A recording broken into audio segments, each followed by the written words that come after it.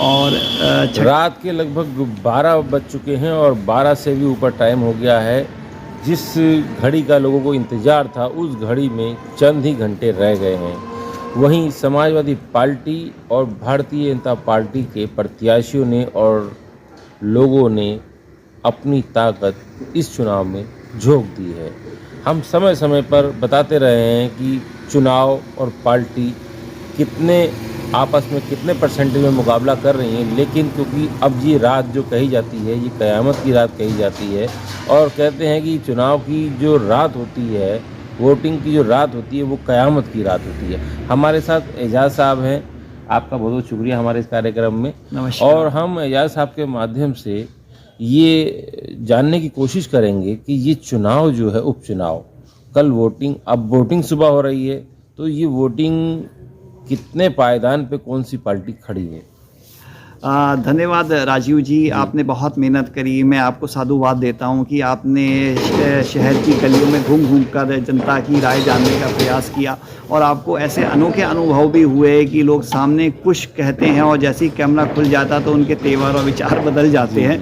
तो हमने उसका भी विश्लेषण किया और आप लोगों ने और आपकी टीम ने बहुत मेहनत करी। आप लोग बधाई के पात्र हैं, इतनी निष्पक्षता के साथ काम किया।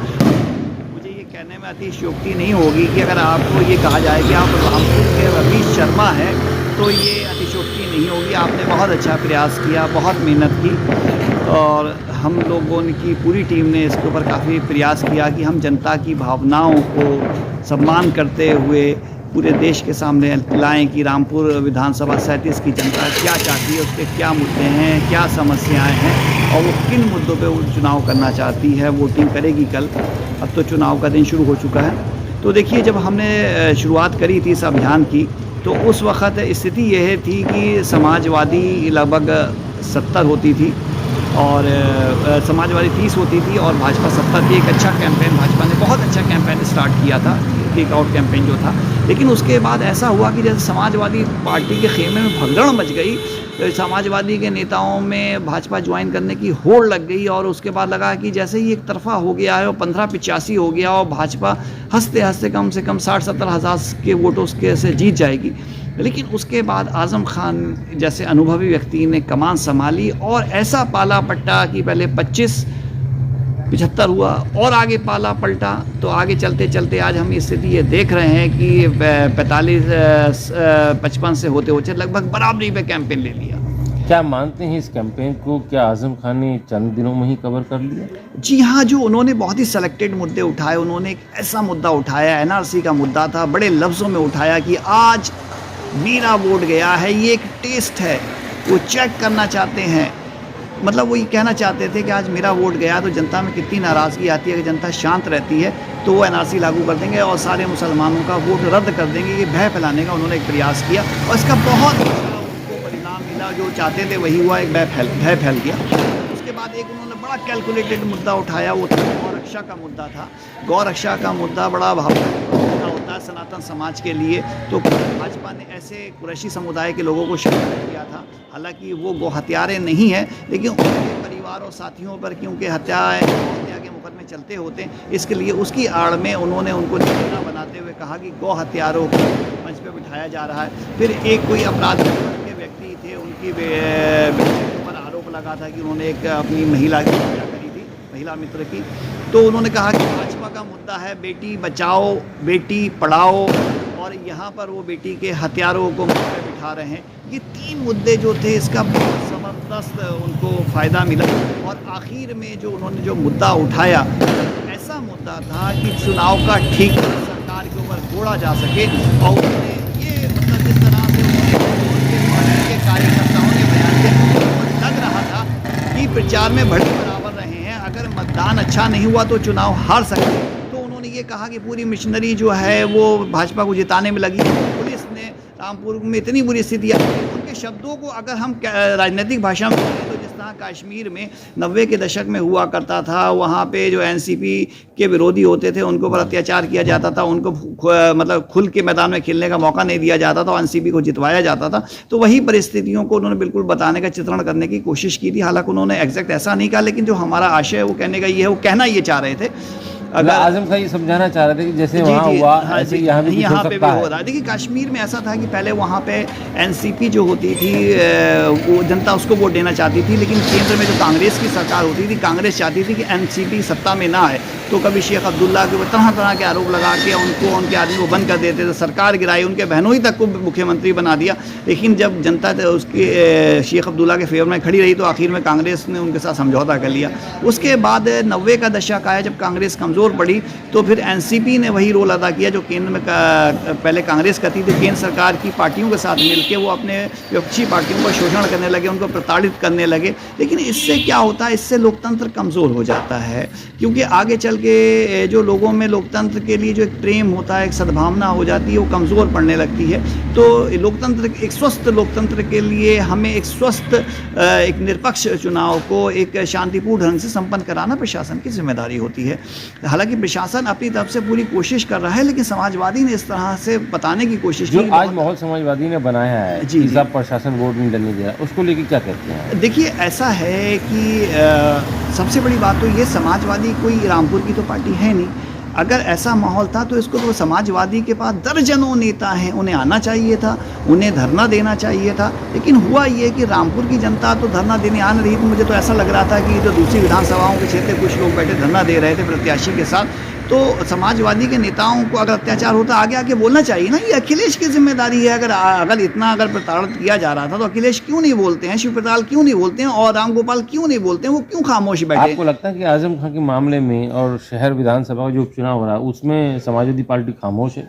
देखिए हम जहाँ तक शीर्ष नेतृत्व खामोश है, जिस तरह की जनता बात करती है, और हमें देखने में यही आता है कि समाजवादी पार्टी रामपुर के चुनाव में कोई दखल ही नहीं देती है। पहले भी वो दखल नहीं देते थे, जिसकी वजह से यहाँ पर एक ऐसा वातावरण पैदा हुआ कि लोगों के दिल में समाजवादी के लिए नाराज़गी आने लगी। क्योंकि जब भी आप किसी नेता को खुला छोड़ दें, निरंकुश हो जाता है। तो आज प्रशासन जो होता है वो कभी ना कभी अगर उसके ऊपर नियंत्रण नहीं रहेगा तो निरंकुश हो ही जाता है। तो समाजवादी ने रामपुर की सीट को बिल्कुल एक लवालिस तरीके से छोड़ रखा था। पहले भी वो यहाँ पे दखल नहीं करते थे। आज समाजवादियों के लिए अच्छा वक्त नहीं, तब भी वो मदद नहीं कर रहे हैं। तो ये समाजवादी पार्टी का रवैया अच्छा नहीं है। इससे जनता जो है समाजवादी पार्टी के खिलाफ हो जाएगी। दूसरे शब्दों में कहें तो रामपुर में समाजवादी कोई अस्तित्व नहीं है। यहाँ सिर्फ आजमवादी पार्टी हुआ करती है, आजमवादी समर्थक हुए करते हैं। लगता है कि इसलिए आजम खान को आज परेशानी झेलनी पड़ रही है। देखिए रामपुर में दो ही ध्रुव होते हैं, आजम और आजम विरोधी। तो यहाँ पार्टियों पर नहीं होता, यहाँ व्यक्तित्व के आधार पर चुनाव होता है। तो आजम खान का जब वक्त था तो उन्होंने भी सख्ती की थी। आज जब उनका वक्त बुरा है तो उनके जो विपक्षी हैं वो भी उनके लिए ये उम्मीद करते हैं कि आजम खान के दिल में लोगों के लिए सहानुभूति नहीं होती। आज भी जनता से आप बात करें, जनता कहाँ सड़कों पर आती है आजम खान के समर्थन में। अच्छा, बात करें जिस तरीके से ये रामपुर मुस्लिम बहुल क्षेत्र है, यहाँ मुस्लिम वोटर्स ज़्यादा हैं, हिंदू वोटर्स कम हैं, उसको लेकर यहाँ एक नया इस बार चुनाव में देखने को मिला कि सब पठान वोटों को भी जगाने का प्रयास किया इस बार। ऐसा है कि जो पठान पॉपुलेशन यहाँ बहुत ज़्यादा है। लगभग ये माना जाता है कि पूरे ज़िले में मुसलमान सबसे ज़्यादा रामपुर में ही है। 50% से अधिक मुसलमान रामपुर में हैं। उसके बाद 46% बिजनौर और मेरठ, मुरादाबाद और संभल का नाम आता है। इसके अतिरिक्त उसके बाद 42% सहारनपुर में और बिजनौर में होते हैं। तो रामपुर में सबसे ज़्यादा मुसलमान होने के साथ साथ यहाँ की 3 विधानसभा जो है मुस्लिम बहुल है। शहर पे लगभग 68% है, स्वार में 62% है और चमरवा 55% है। और यहाँ मुसलमानों में लगभग 20% आबादी पठान मूल के लोगों की है। हालांकि उस पर भी बहस चलती है शुद्ध रूप से पठान है या क्रॉस ब्रीड है। तो इसलिए पठान वोटर बड़ी संख्या में, उसके बाद दूसरे अंसारी वोटर होते हैं, फिर तुर्क वोटर होते हैं। जो पठान हैं वो सवर्ण में आते हैं, अशराफ में आते हैं। और यहाँ पे एक अशराफ और पसमानदा के बीच में भी एक टकराव रहता है। लेकिन आजम खान ने दोनों वोटरों को एक प्लेटफॉर्म पे ले आया था, जिसकी वजह से जो अशराफ थे, जो पठान, लेकिन भाजपा ने भी तो इस बार जो है चुनाव में ही पसमानदा सम्मेलन कराया, रामपुर से उसकी शुरुआत की। देखिए ऐसा हुआ कि जो कि भाजपा को उसका फायदा मिलेगा या नहीं मिलेगा? देखिए कोई भी कार्यक्रम होता है उसका थोड़ा बहुत फ़ायदा तो मिलता ही है। लेकिन ऐसा है कि जो सवर्ण है, चाहे हिंदू सवर्ण हो चाहे मुसलमान सवर्ण हो, वही सत्ता पे काबिज़ रहे हैं। तो वो गैर सवर्णों के लिए इतना जगह नहीं देते हैं। राजनीति में उनको खुल के खेलने का मौका मिले तो धीरे धीरे उसका इम्पैक्ट हो सकता है। लेकिन अभी तो उल्टा ही हुआ। जो अशराफ थे, जो सवर्ण पठान थे, तुर्क थे, वो भाजपा में गए हैं। उसके जाने से उल्टा नुकसान ही होगा, क्योंकि जो पसमानदा तबका था, जो सवर्णों सवर्णों से भयभीत रहता था, उनके आतंक से डरा रहता था, वो अब ये सोचेगा कि साहब जब ये सब भाजपा में चले गए तो फिर यहाँ भी हम इनसे पीड़ित हैं, वहाँ जाके भी पीड़ित हो जाएं। तो शायद यही वजह, वही वोट जो है, पसमानदा वोट ही जो है इस वक्त समाजवादी पार्टी की ताकत बना हुआ है। लगता है कि उसका फ़ायदा समाजवादी को मिल सकता है? स्वाभाविक है, क्योंकि सवर्ण मुसलमान जो अशराफ हैं वो तो बहुत कम वोट दे रहे हैं। पठान तो सबसे ज़्यादा विरोधी आज़म खां के, और बड़ी संख्या में तुरक भी सपोर्ट कर रहे हैं। तो शिया जो समुदाय है वो तो नकवी की वजह से पहले ही से बीजेपी को सपोर्ट करता है। जब अशराफ यानी मुस्लिम सवर्ण जब भाजपा को सपोर्ट कर रहे हैं, ऐसे में क्या होता है कि वो एक बैकफायर होता है, क्रिया की प्रतिक्रिया होती है। जो पसमानदा है जो है, जो जिधर अशराफ जाते हैं उससे थोड़ा पीछे को हो जाता है। और जो पठानों की बात है, देखिए पठान जो है उनका जो हिस्ट्री है बड़ी विवादास्पद है। अगर विकीपीडिया या इंसाइक्लोपीडिया में जाएं तो वहाँ पे उनको अलग अलग मिलेगा ये कहाँ से आए थे। दो जो बड़े उनके पक्ष में बातें कही जाती हैं, क्योंकि कहा जाता है कि ये क्षत्रिय हैं। पठानों के 4 वर्ग होते थे, 4 वर्गों में से 2 जाटों के वर्ग माने जाते थे, 2 राजपूतों के वर्ग माने जाते थे। और मुसलमानों के अनुसार एक कैस करके रहे थे जो सहाबी थे पैगम्बर साहब के ज़माने में, पैगम्बर साहब से मुलाकात करी, इस्लाम लाए थे। उनके 4 बेटों से 4 गुरु बना दिए गए। इसमें लगभग 108 से अधिक कबीले थे जिनको 4 वर्गों में बांट दिया गया। फिर उन कबीलों को हम ट्राइब कहते हैं। ट्राइब की सब ट्राइब होती है, क्षेत्रीय आधार पर उनको खेल कहा जाता है। तो रामपुर में बड़ी संख्या में यूसुफ जई, कमाल जई, अफरीदी, खटक जैसी जातियां आके यहाँ पे बस गई थी। और ये लगभग 17वीं शताब्दी में इनका आना हुआ था। असल में जो इस क्षेत्र की जो तारीख है, जो हिस्ट्री है, वो बड़ी रोचक है। तो क्या लगता है इस बार आजम खां अपनी प्रेस्टीज जो है वो अपनी प्रेस्टीज जो बचा पाएंगे? अपना जो उनका गढ़ रहा था, उनका जो एक रुतबा था कि साहब आजम खां हैं तो रामपुर की सीट कोई नहीं जीत सकता। देखिए ऐसा है, अब आजम खां मतदाता भी नहीं है, ना वो चुनाव लड़ सकते हैं और ना वो मत दे सकते हैं। तो दूसरी बात ये है कि कोई भी नेता जो लोकतंत्र में होता है वो जनता के समर्थन से होता है। देखिए भाजपा में एक से एक बढ़ के पढ़े लिखे और लोग नेता हुआ करते थे। यशवंत सिन्हा थे, जसवंत सिंह थे, मुरली मनोहर जोशी थे, अडवाणी जी थे, लेकिन जनता ने मोदी जी को भाजपा का एक महान नेता बना दिया। आज यूपी में देखिए कितने बड़े बड़े नेता होते थे, आज योगी जी को बना दिया। तो जनता जिसके पीछे खड़ी होती है, आज आजम खां के पीछे जनता खड़ी नजर नहीं आती है। अच्छा, इसी बात को कर लेते हैं। जिस तरीके से आप कह रहे हैं कि आजम खां के पीछे जनता नहीं है, वोटिंग शुरू होने में कुछ घंटे रह गए हैं, तो क्या प्रभाव पड़ेगा? क्या वोट प्रतिशत बढ़ेगा, घटेगा? मुस्लिम वोट पड़ेगा, नहीं पड़ेगा तो किसे पड़ेगा, पड़ेगा तो किसे, और नहीं पड़ेगा तो क्यों? देखिए जो सवर्ण मुसलमान है, अशराफ है, जो पठान है, तुरक है, जो सैयद है, वो मेजॉरिटी जो है वो लगभग आप ये माने कोई, देखिए हमारे पास मीटर नहीं है, हमारे पास पैरामीटर, लगभग ये 3/4 सवर्ण अशराफ मुसलमान जो है विशेषकर पठान, वो बीजेपी के पक्ष में वोटिंग करने जा रहे हैं। तो ये बड़ा आसान है बीजेपी के लिए स्टार्टिंग करना, लेकिन खाली जो प्रचार के आधार पे हम नहीं कह सकते। ये देखिए असली मुद्दा जो है वो वोटिंग का है कि वोटिंग कितने प्रतिशत होती है। यहाँ को मंडल को 4 भागों में बांटा गया, पुराना गंज मंडल, नया गंज मंडल, सिविल लाइन मंडल और रामपुर ग्रामीण। रामपुर ग्रामीण में लगभग 1/3 के लगभग आबादी है और बाकी में लगभग 2/3 आबादी 3 मंडल में। और ये हिंदू बहुल एरिया है और वहाँ पे बड़ी मत पड़ता है, किसी किसी बूथ पे तो 90% तक बूथ हो जाता है। तो आप ये मान के चलें कि वहाँ से बड़ी संख्या में भाजपा के समर्थक बाहर निकलेंगे और वोट डालेंगे। अगर यहाँ पे उसको बैलेंस, शहर में किस बात को देखते हैं? देखिए बैलेंस करने के लिए कम से कम शहर में पुराना का जो नए मंडल पे 55 से 60% मतदान होना चाहिए, ताकि एवरेज मतदान जो है 45 हो जाए। हम सरल शब्दों में कहें, अगर 38% से नीचे मतदान हुआ तो भाजपा बहुत सरलता से जीत लेगी, और जितना कम होगा, 36 होगा तो 10,000 से जीतेगी, 35 होगा तो 20,000 से जीतेगी। अब जितना कम होता जाएगा आप समझ लीजिए मार्जिन उतना हो जाएगा, 32 पे होगा तो भाजपा 50,000 से जीतेगी। इसके विपरीत 40 पे मैच टाई होगा और 40 के ऊपर जो होगा समाजवादी को फायदा होगा। तो अगर 45 के ऊपर जितना वोटिंग जाएगा वो समाजवादी जीतेगी, अगर 46 हुआ तो समाजवादी 10,000 जीतेगी, 47 हुआ तो 20,000 से जीतेगी, अगर 50% हुआ तो समाजवादी 50,000 जीत जाएगी। ये डिपेंड करता है कितना मतदान होगा, ये परसेंटेज पर डिपेंड करता है। जी। और मतदान बढ़ाने का जो भावुक तरीका था वो समाजवादी अपील करेगी, वही कर रहे हैं कि हमारे पर अत्याचार हो रहा है। अगर कल को मतदान का प्रतिशत घट जाता है तो आम देशवासियों ने, अंतर्राष्ट्रीय समुदाय को ये मैसेज जाएगा कि प्रशासन ने मत डालने नहीं दिया, क्योंकि इन्होंने समाजवादी ने पूरी तरीके से ये प्रोपोगंडा किया। तो प्रशासन भी कल को ये प्रयास करेगा कि ज़्यादा से ज़्यादा मतदान करके एक अच्छा निष्पक्ष चुनाव कराएं, ताकि समाजवादी के प्रोपोगंडे की काट की जा सके और लोकतंत्र को मजबूत किया जा सके। लोकतंत्र में कम मतदान होना लोकतंत्र के लिए घातक होता है।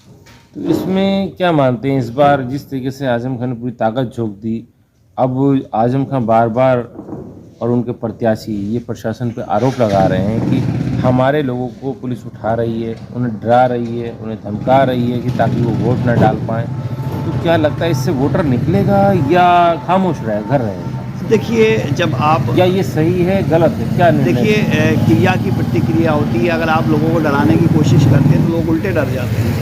तो जो भय फैलाने की कोशिश की थी उससे समाजवादी को नुकसान हो रहा है और लोग खुद डर रहे हैं, लोग खुद वोट कर निकलेंगे नहीं। तो इसमें ऐसा भी तो हो सकता है कि जो भाजपा का अपना वोटर हो वो भी ना निकले। देखिए, मैंने आपको कहा जो कहीं उसे भी समाजवादी की नजर से ना देखा देखिए जाए। वोट का मैकेनिज्म अलग है ना। उनका जो हार्डकोर वोटर है वो रामपुर ग्रामीण से आएगा, वहीं से बड़ी लीड लेके आएंगे। कौन लीड लाएगा, भाजपा या समाजवादी? स्वाभाविक है, वो भाजपा वहां से लीड आएगी, क्योंकि लोग देहात क्षेत्र से। जी, देहात से वहाँ लोग समुदाय का एक बड़ा वोट बैंक है जो भाजपा के पक्ष में मतदान कर सकते हैं। देखिए, अब हम चुनाव की रात हैं, हम ऐसा शब्द नहीं कहेंगे जो चुनाव को प्रभावित करे, क्योंकि ये प्रोटोकॉल के खिलाफ है। लेकिन जो हम परंपरागत आज तक जो रहा उसके आधार पर कह रहे हैं। कल क्या होगा हम ये नहीं कह सकते, लेकिन आज तो ट्रेंड के आधार पे जो भी हम विश्लेषण करते हैं, ट्रेंड के आधार पे हम कोई भविष्यवाणी नहीं कर रहे हैं। इसको भविष्यवाणी ना समझे, भविष्यवाणी गलत भी हो सकती है। हो सकता है कि रामपुर ग्रामीण के हिंदू समाजवादी के पक्ष में ये तो हम लोगों का आकलन है कि क्या हो रहा है, क्या हो सकता है, क्या हो सकता है, ये हम निश्चित नहीं कह सकते। भविष्यवाणी नहीं करते हैं चुनाव, क्योंकि चुनाव का एक प्रोटोकॉल होता है। लेकिन आज तक जो हुआ उसके आधार पर हम ये विश्लेषण कर रहे हैं कि अगर रामपुर ग्रामीण में चुनाव का मतदान ज़्यादा होता है तो उससे भाजपा को फायदा होगा, और पुरानागंज और नयागंज मंडल में अगर ज़्यादा मतदान होता है उससे समाजवादी पार्टी को फायदा होगा।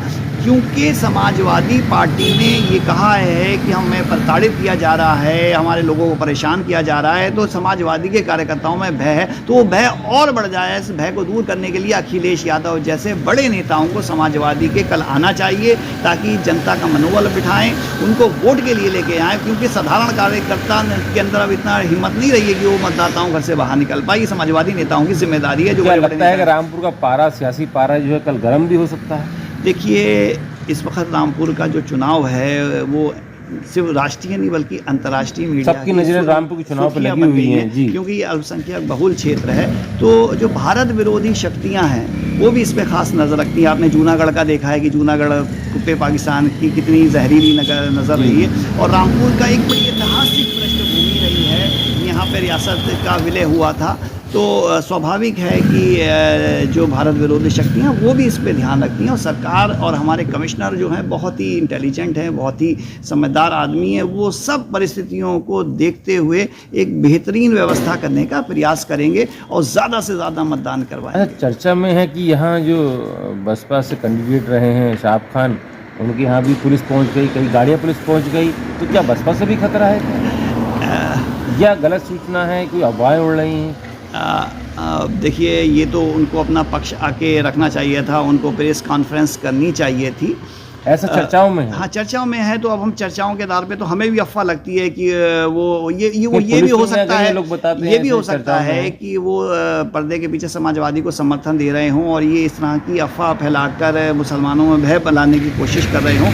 अगर पुलिस उन्हें प्रताड़ित कर रही है तो उनको सामने पर्दे पे आके बोलना चाहिए ना, मीडिया के सामने बताना चाहिए। हम उनका पक्ष कैसे रख सकते हैं? लेकिन अफवाहें यही हैं कि पुलिस हर उस व्यक्ति को प्रताड़ित कर रही है जो भाजपा का साथ नहीं दे रहा है। लेकिन हम कहते हैं जनता से अफवाहों पे ध्यान नहीं दें। अगर किसी की प्रताड़ना हो रही है तो अपना पक्ष रखे, मीडिया के सामने कम से कम आकर कहे। अगर रामपुर में उसको समस्या है तो दिल्ली जाकर कहे, लेकिन जब तक वो पक्ष नहीं रखेगा तो हम कैसे बताएंगे? देखिए, हम पुलिस भी यही कह रही है कि कोई प्रताड़ित नहीं हो रहा है, लेकिन जो आरोपी है उस पर कार्रवाई होगी। हम निष्पक्ष कार्रवाई कर रहे हैं, चुनाव निष्पक्ष कराएंगे। देखिए, कार्रवाई सिर्फ आरोपियों पे हो रही है, जो दोषी लोग हैं, जो चुनाव को प्रभावित करना चाहते हैं, हम उन पर कार्रवाई कर रहे हैं। पुलिस ऐसा कह रही है। ऐसा है कि पुलिस निष्पक्ष है या नहीं है, प्रशासन निष्पक्ष है या नहीं है, ये आंकड़े बोलेंगे। जितना ज़्यादा मतदान होगा उतना ही ज़्यादा प्रशासन को तारीफ मिलेगी, प्रशंसा मिलेगी। जितना कम मतदान होगा उतना ही सवाल उठेंगे, उतना प्रश्न लगेगा। तो ये थे हमारे साथ एजाज साहब, राजनीतिक विशेषज्ञ, जिन्होंने रामपुर के उपचुनाव को लेकर अपनी राय, अपने विचार रखे। अब जीते कोई हारे कोई, लेकिन हम एक सुझाव, एक विचार, एक विश्लेषण आप लोगों के लिए ला रहे हैं ताकि आप लोगों को भी पता चल सके कि कौन सी पार्टी कब कौन से पायदान पे खड़ी है। क्योंकि रामपुर आजम खां के नाम से जाना जाता है और आजम खां के बाद अब क्या भाजपा के नाम से जाना जाएगा, ये देखने वाली बात होगी। राजीव वर्मा, रामपुर।